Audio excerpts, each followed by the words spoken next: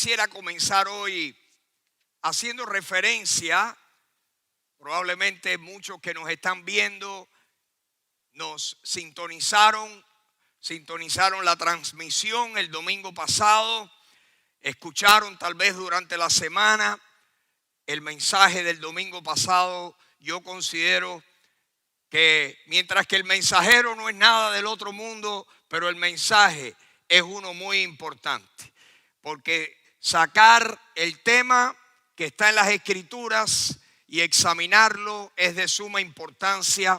Y yo quisiera esta mañana hacer referencia de lo que hablamos, de los 3 puntos principales que conversamos el domingo pasado. Estamos hablando en las últimas semanas de una serie que hemos titulado Advertencias de Jesús, advertencias de Dios. Dios nos hace grandes y preciosas promesas. Dios también nos bendice, pero Dios también nos advierte. Y hay advertencias en la Biblia. No podemos tenerle miedo, ni podemos nosotros esquivar nada que esté en las Escrituras. Y yo quiero mencionarles 3 cosas, 3 puntos, los más importantes del domingo pasado. Primero, vimos que va a haber un juicio final. Vimos el versículo, Hebreos 9:27, que dice que está establecido para los hombres que mueran una sola vez y después de esto el juicio. Va a haber un juicio final. Todos los hombres van a encontrarse un día delante de Dios, todos los hombres. Algunos van a encontrarse en el juicio donde todos los que estén ahí sean incrédulos, y otros en el juicio donde todos los que estén allí presentes sean creyentes. Los creyentes recibirán sus recompensas o recibirán quizás la pérdida de sus recompensas en el juicio del tribunal de Cristo.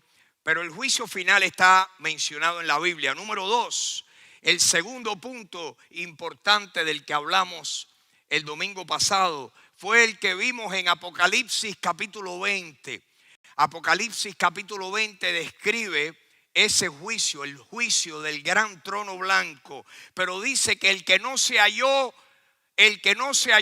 aquel cuyo nombre no se halló inscrito en el libro de la vida, fue lanzado al lago de fuego y azufre.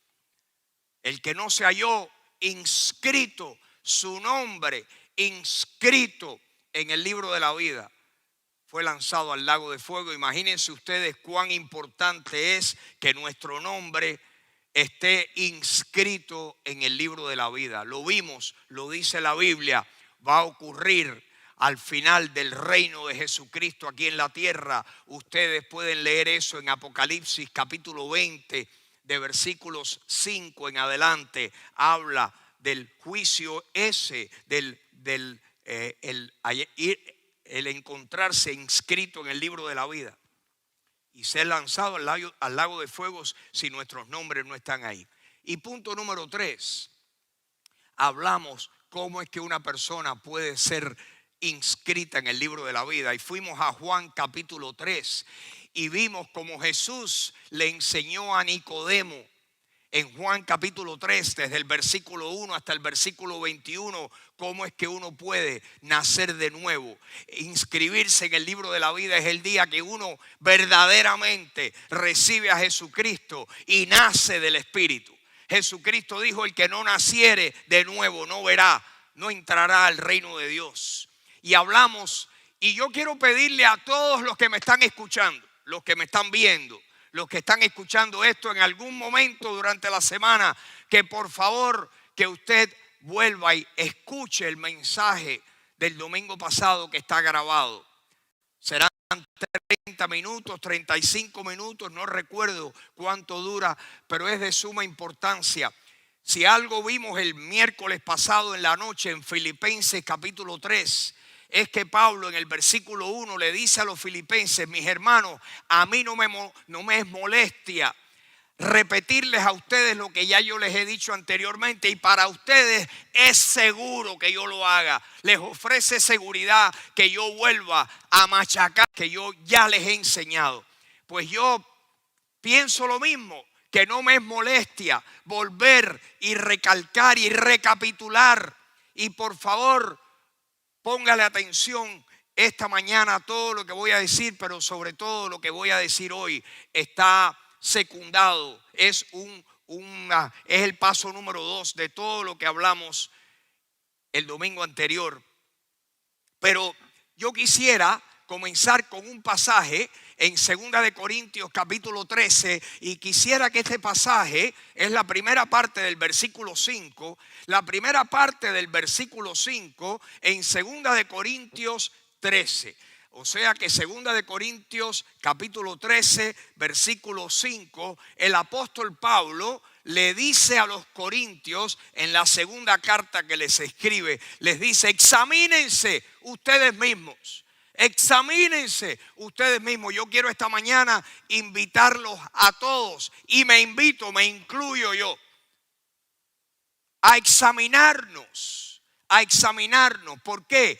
Porque la Biblia dice que la autoexaminación, el autoexamen, es el que nos hace entender que nosotros, en resumidas cuentas, un día vamos a estar delante del Señor, y un día le vamos a dar cuenta a Dios de todo lo que pensábamos, de todo lo que opinábamos, de todo lo que hicimos con nuestras vidas. Así que no es cuestión de que otro te examine, no es cuestión de que otro ser humano te examine a ti o a mí. Lo importante es que Dios nos dice: examínense ustedes mismos. Y miren lo que dice a continuación. Pablo, inspirado por el Espíritu Santo, le dice a los corintios: examínense a ustedes mismos si ustedes verdaderamente están en la fe. Examinen su fe, examinen su fe. Yo quiero esta mañana que todos los que estamos aquí examinemos nuestra fe. Que examinemos nuestra fe. ¿Cómo está nuestra fe? ¿Cómo estamos viviendo nuestra fe? ¿Tenemos verdaderamente fe? Hay personas que pueden profesar tener fe. Yo pienso que el mundo está lleno de personas que han oído la materia cristiana, han oído el tema, han oído de la Biblia, y personas que profesan tener fe en Jesucristo, pero hay una diferencia, en mi opinión, entre profesar conocer al Señor y poseer al Señor en nuestro corazón. Ser un profesante me parece que es un poco más fácil que ser un verdadero poseedor. Y yo pienso que todos nosotros necesitamos hacer un examen de nuestra fe. Juan capítulo 3 es un pasaje tremendo para nosotros examinarnos a la luz de lo que Jesucristo le dijo a Nicodemo. ¿Cómo era que una persona nacía de nuevo? Ahí están todos los versículos claramente. Cuando verdaderamente, cuando genuinamente depositamos nuestra fe en Jesucristo, y de repente dice la Biblia que nacemos de nuevo. Nacemos de nuevo. Nacemos de nuevo, no de semilla corruptible, sino de la semilla incorruptible de la palabra de Dios. Dice Pedro que vive y permanece para siempre. Nacemos del Espíritu, nacemos con la palabra.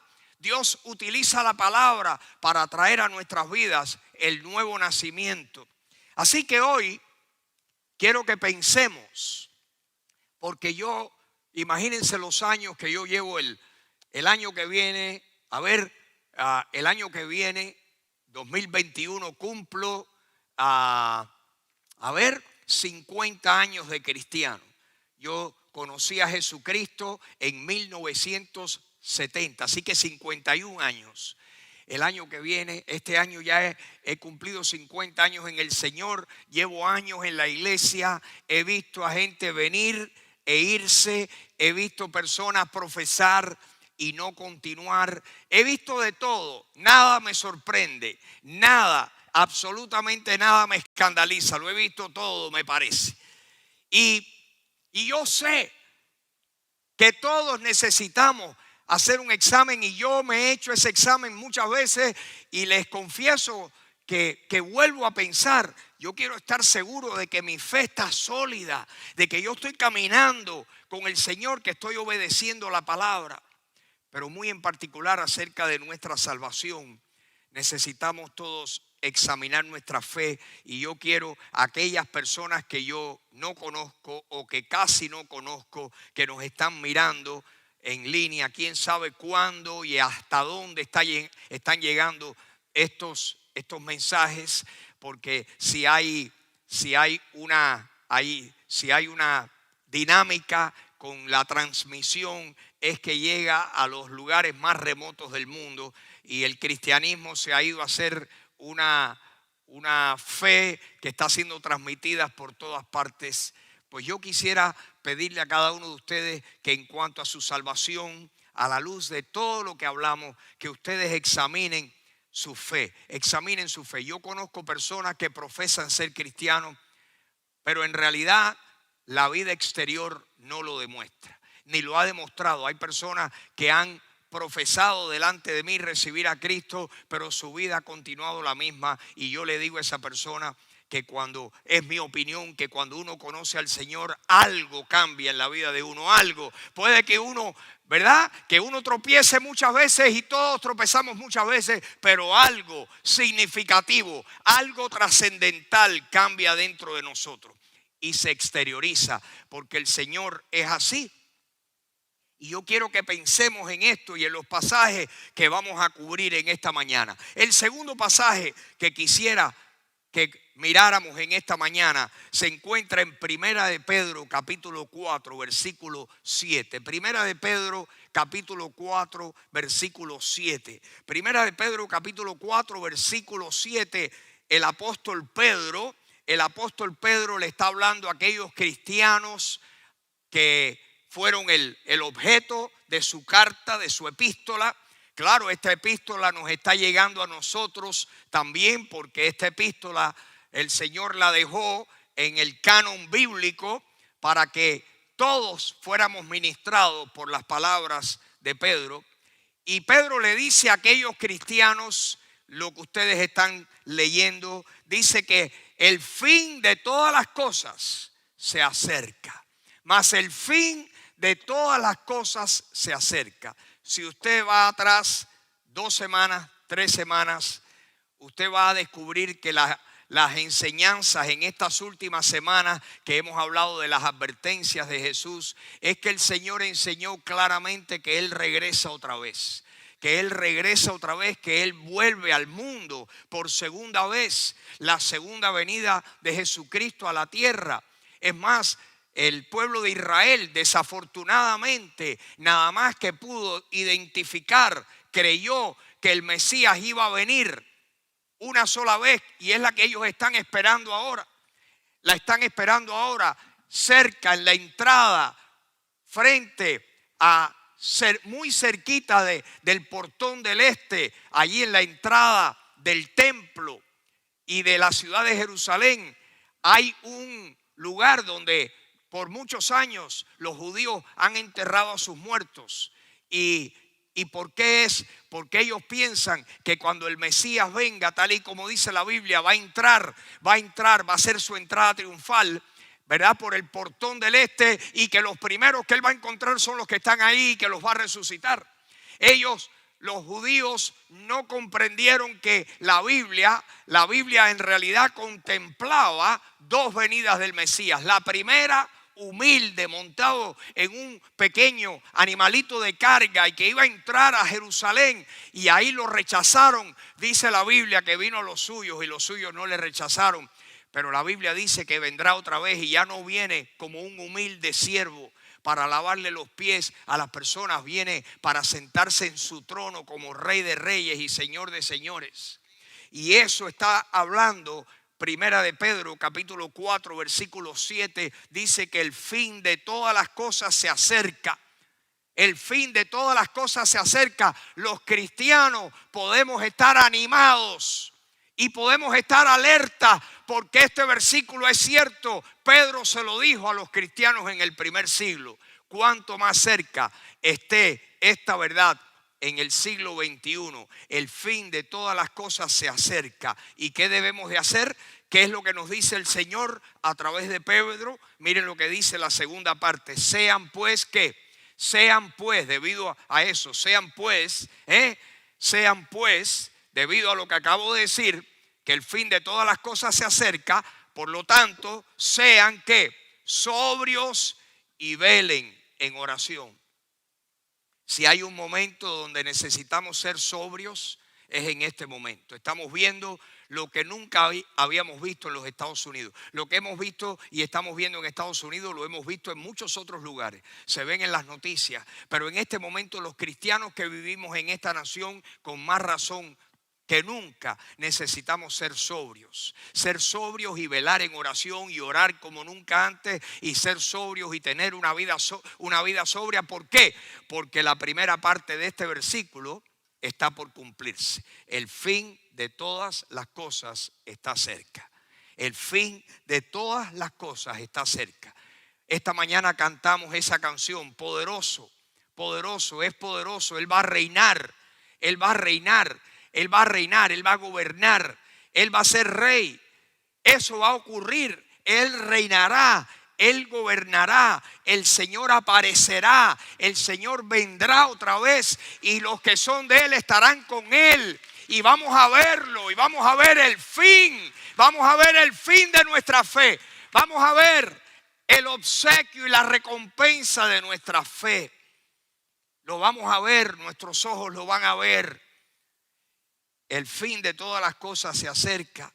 Pues debido, mis queridos hermanos, debido a que esto es cierto, que el fin de todas las cosas se acerca y que nosotros creemos toda la Escritura, ¿qué debemos de hacer? Debemos de examinar nuestras vidas y saber y reconocer y hacer una evaluación de nuestras vidas, si estamos de verdad caminando en la fe, si estamos caminando correctamente. Necesitamos todos ser estudiantes de las Escrituras. Necesitamos ser más que cristianos de un ratico. Necesitamos estudiar las Escrituras. Necesitamos meditar en las Escrituras. Necesitamos orar. Necesitamos perseverar.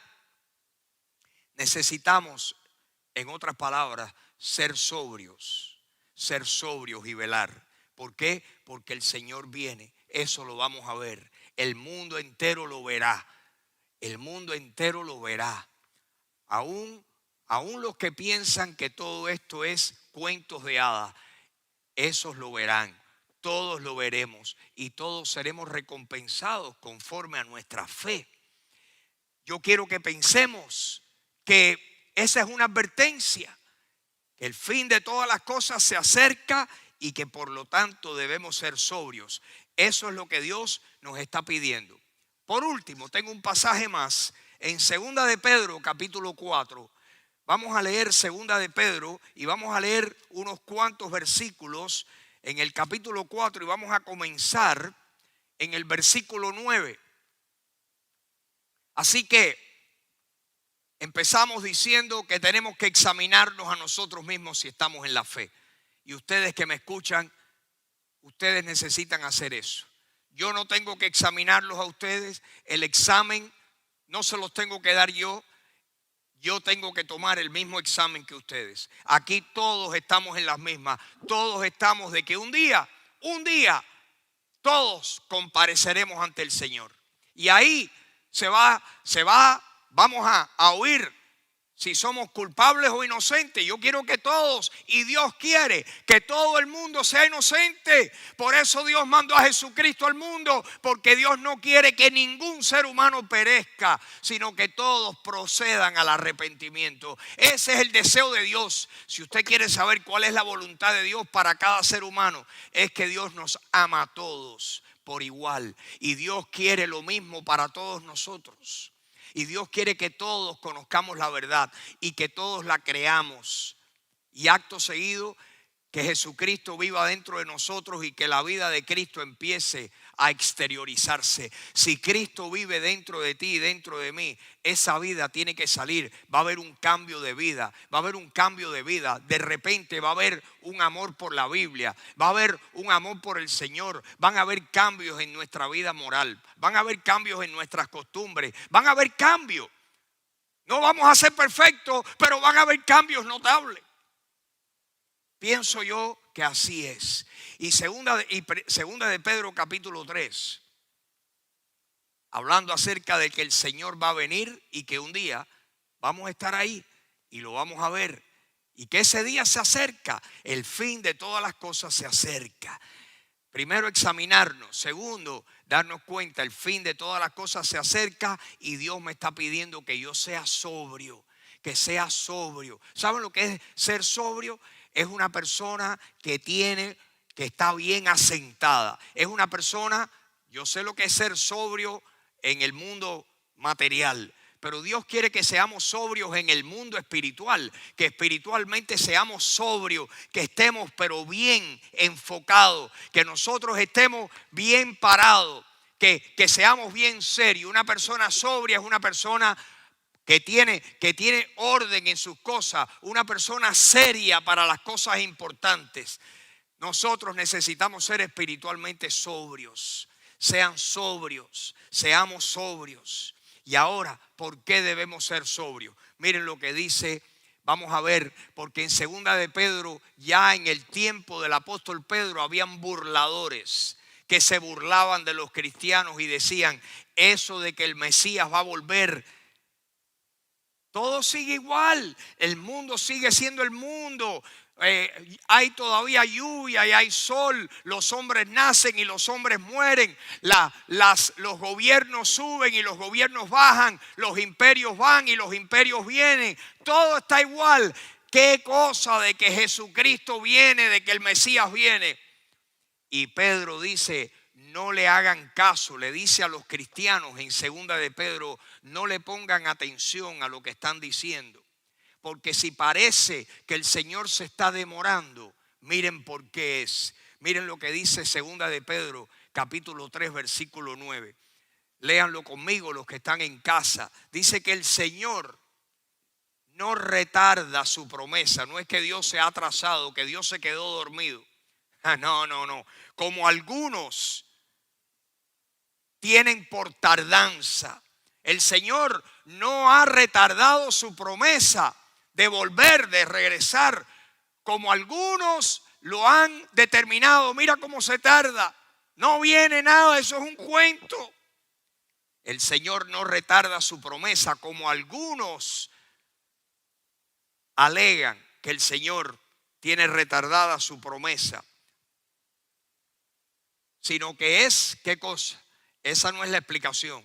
La explicación es que Dios tiene un plan y que Dios todavía hoy sigue siendo paciente para con todos los hombres. ¿Qué cosa es Dios? Dios es ¿qué? Paciente. ¿Para con cuántos? Para con todos. La paciencia de Dios, tú y yo no hemos todavía, el mundo con lo mal que está y con lo mal que ha estado, no ha agotado la paciencia de Dios, porque Dios es lento para la ira y grande en misericordia. La paciencia de Dios es larga y larga y larga. Dios es paciente todavía. Pero créanme que un día a Dios, según la Biblia, se le va a acabar la paciencia y entramos en otra fase. Mientras tanto, miren lo que dice. El Señor no ha vuelto porque el Señor está siendo paciente para con todos, no queriendo que ¿qué? No queriendo que ¿qué? Que ninguno ¿qué? Perezca. Dios no quiere que ninguno perezca. Dios no quiere que ninguno muera y vaya a la eternidad sin Cristo. Y Dios ha tenido un plan, y cada ser humano que ha nacido en el mundo, Dios ha tenido un plan. Y Dios es paciente y misericordioso, y Dios está llamando a los hombres. Por eso la Biblia dice que el Espíritu de Dios convence al mundo, a la humanidad, de pecado, de justicia y de juicio. El Espíritu Santo convence al mundo de pecado, de justicia y del mundo, el Espíritu Santo está como un imán atrayendo a la humanidad. ¿Por qué? Porque Dios es paciente para con todos, no queriendo que ninguno perezca, sino que todos procedan ¿a qué? Al arrepentimiento. ¿Qué esa palabra que arrepentimiento qué significa? Es un cambio de opinión, es un cambio de mente, es una manera diferente de mirar a Dios. Es que antes lo entendíamos así y ahora de repente antes íbamos para acá y ahora de repente nos viramos hacia el Señor y decimos: Señor, ahora yo creo. Yo no solamente creo en ti, yo te creo a ti. Yo te creo a ti. Y cuando el Señor, ¿verdad? Cuando el Señor nos convence de que necesitamos un Salvador, hemos tenido un cambio de mente. Nos damos cuenta que nosotros no nos salvamos a nosotros mismos, que Jesucristo nos salva y procedemos al arrepentimiento. Sin embargo, aquí viene lo que dice a continuación el versículo 10. Hay un pero. El Señor un día va a regresar. La paciencia de Dios y el plan de Dios se cumple. Y cuando llegue la hora cero, el conteo final, ¿verdad? El relojito va en la cuenta regresiva. Llega un momento que llega la hora cero. Miren lo que dice ahora. Dice: pero el día del Señor vendrá como ladrón en la noche. El día del Señor vendrá como ladrón en la noche. ¿Cómo viene el ladrón en la noche? La ventaja grande que tiene el ladrón es ¿cuál? Es el elemento de ¿qué? De sorpresa. Y van a haber millones de personas que van a ser sorprendidos el día que el Señor haga su aparición, como habla Apocalipsis capítulo 19. Ay, pero ¿cómo va a ser eso, Freddy? Léalo en la Biblia. No sea un analfabeto bíblico, por favor. Dios no quiere analfabetos bíblicos. Dios nos ha dado la bendición de poder. El mundo ha sido alfabetizado y el mundo vive en un momento de gran conocimiento. La peor ignorancia que hay es cuando ignoramos lo que la Biblia dice. Pero necesitamos ir, ¿cómo? Como dice el dicho, ¿verdad? Que con el mataburro aprendemos. En ese caso el diccionario. Pues miren, este es el mataburro espiritual. Necesitamos ir a la palabra de Dios. Léalo en Apocalipsis 19, cómo el Señor hace su aparición en el mundo. Dice que el día del Señor vendrá como ¿qué? Como ladrón en la noche. En el cual, ¿cuáles son los eventos antes de que el Señor venga? ¿Cuáles son los eventos próximos a su venida? Los cielos pasarán con grande estruendo y los elementos ardiendo. Los elementos ardiendo serán deshechos y la tierra y las obras que en ella hay serán quemadas. La hora cero es así. Y el Señor comienza algo nuevo y comienza su reino milenial aquí en la tierra.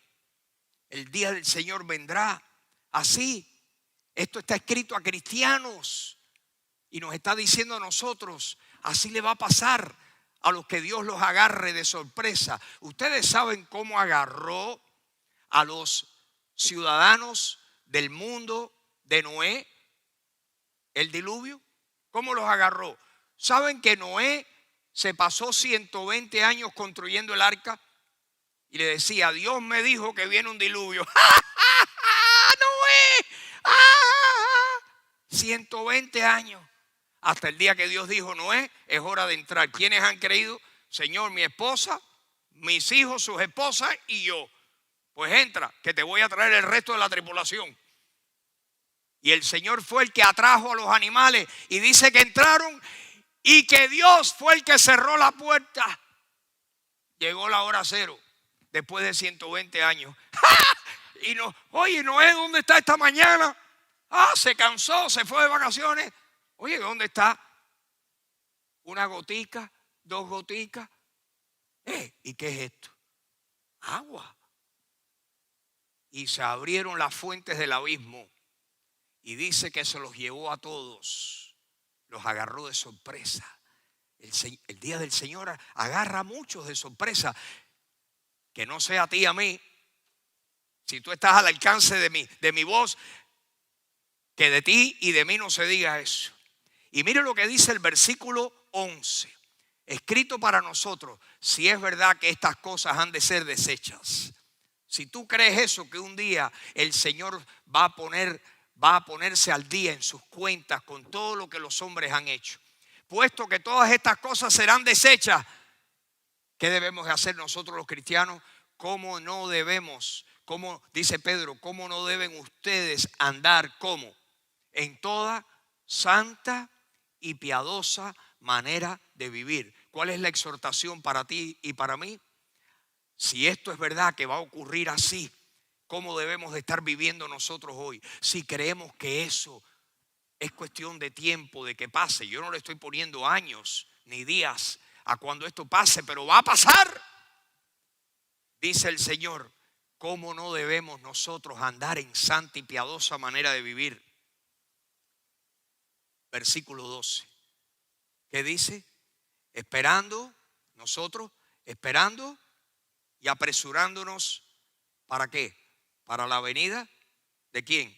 Del día ¿de quién? De Dios, en el cual los cielos encendiéndose serán deshechos y los elementos siendo quemados se fundirán.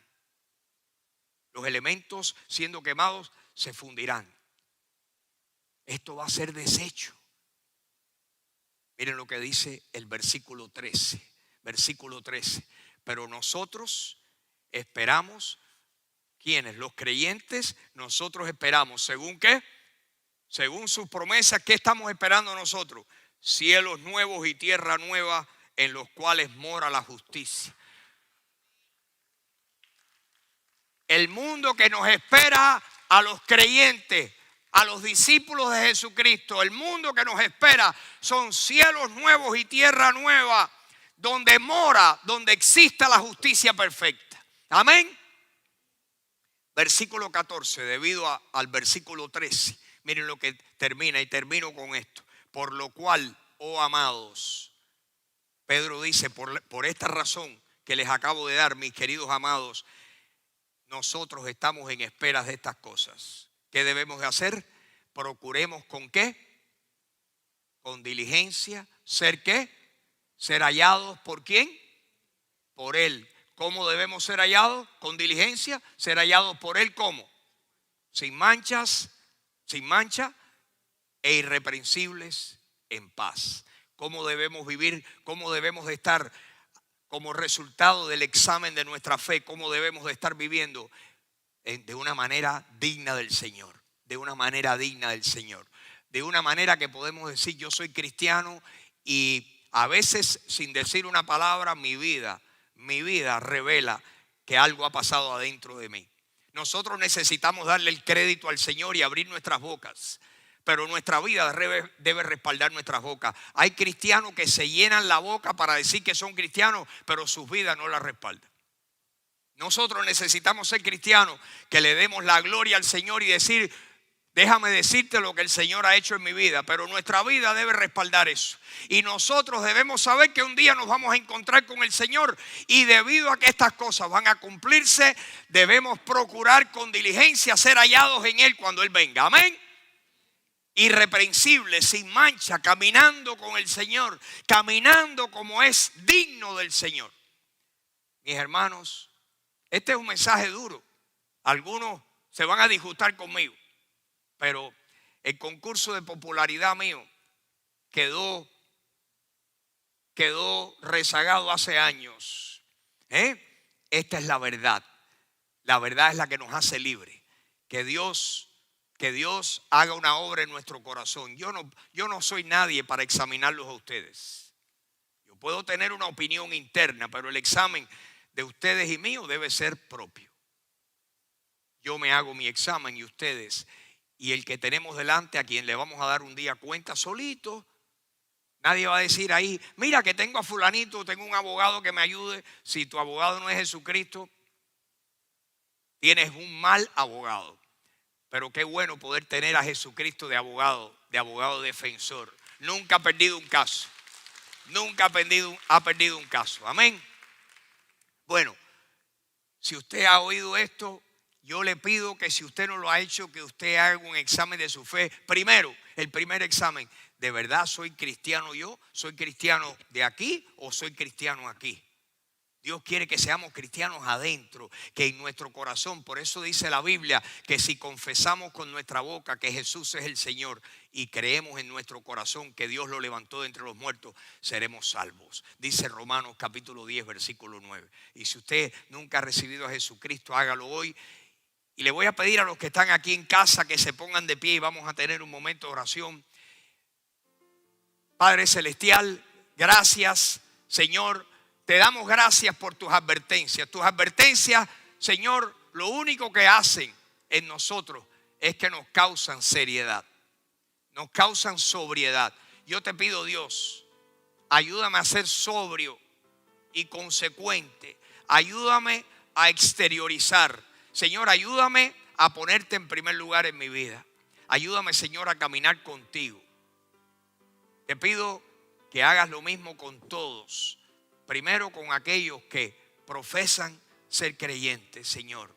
Que todos tengamos una vida, que no nos avergoncemos el día que te veamos, porque de verdad estamos viviendo, tenemos errores, pero Señor, estamos viviendo lo mejor posible. Estamos viviendo como acabamos de leer. Ayúdanos, te necesitamos más que nunca. Ayúdanos a ser sobrios en estos tiempos. Gracias, Padre. Gracias por tu palabra.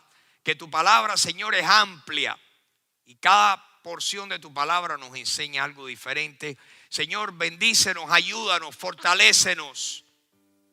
Te pedimos por los Estados Unidos.